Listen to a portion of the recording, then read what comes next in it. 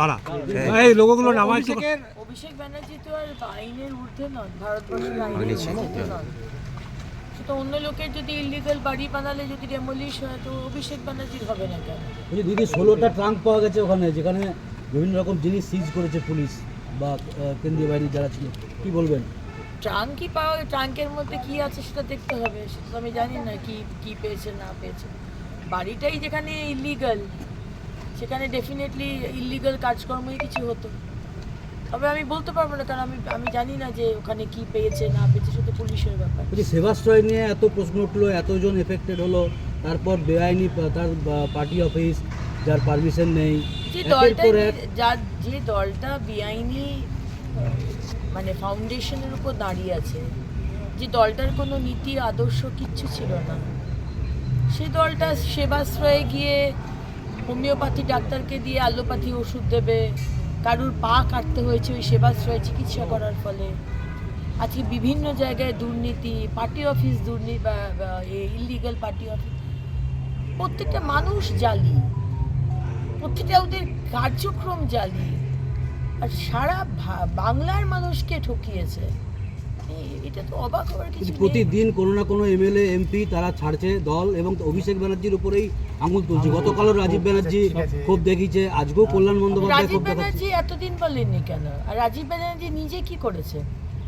রাজীব ব্যানার্জি নিজে কি খুব দারুণ মানুষ, খুব সৎ? তখন সুবিধে পাওয়ার জন্য চার্টার্ড প্লেনে করে চলে গেলেন দিল্লি, আমাদের মাননীয় গৃহমন্ত্রীর সাথে দেখা করতে, টিকিটটা নিলেন, হারলেন, হেরে আবার লাফিয়ে চলে গেলেন ওই দলে। আপনার সম্বন্ধে কি বলবো? আর আপনি আবার কোন মুখে অভিষেক ব্যানার্জির কথা বলেন? আবার যদি দলে আসতে চায়, কে দলে আসবে কে দলে আসবে না সে বিষয়টা, সেটা তো আমার দায়িত্ব না, সেটা তো আমি তো সামান্য কার্যকর্তা। আমার দলে শীর্ষ নেতৃত্ব রয়েছে, বিরাট দল আমাদের। রাজনীতিতে কে আসবে না আসবে সেটা আমার শীর্ষ নেতৃত্ব। গতকালও দুজন বিধায়ক ঋতব্রত তৃণমূলের দিকে এসছেন, প্রতিদিনই কেউ না কেউ যোগ দিচ্ছেন, এবং 21শে জুলাই পর্যন্ত বলছে আসবে, কেউ না কেউ যোগ দেবে।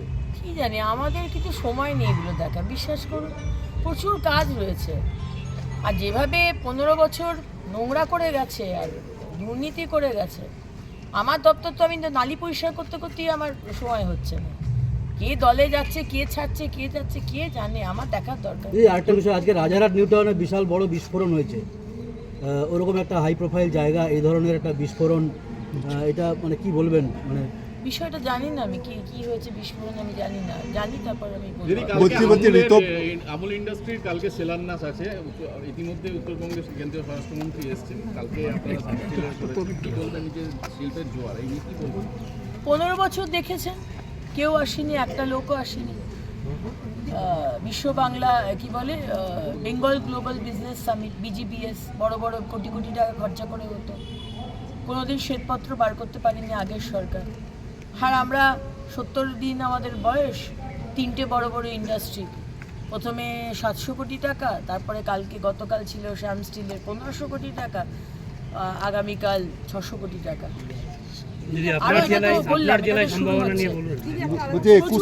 প্রচুর ইন্ডাস্ট্রি আসছে, আমার জেলাতেও বিভিন্ন মানুষকে বলা হচ্ছে আসার জন্য। হ্যাঁ, ওই ডেভেলপমেন্ট নিয়ে আমাদের আজকে মিটিং আছে, সমস্ত বিধায়করা থাকবেন। বলছি দিদি, একটা জিনিস, 21শে জুলাই 3টে দল আলাদা আলাদা করে পালন হচ্ছে, এরকম কখনো হয়নি, কি বলবেন? কংগ্রেস থেকে করছে, তৃণমূলের দুটো গ্রুপ তৃণমূল আছে নাকি? আমি তো জানি টুকরে টুকরে গ্র্যান্ড, TMC থেকে হয়ে TTG হয়ে গেছে।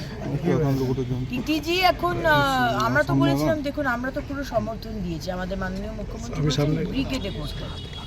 এত বড় দল 15 বছর ধরে, সুতরাং ব্রিগেডেই হোক আমরা চেয়েছিলাম। তারা যে টুকরো টুকরো করে এখন এদিক সেদিক করবে, বোঝাই যাচ্ছে তাদের কথা। দাদা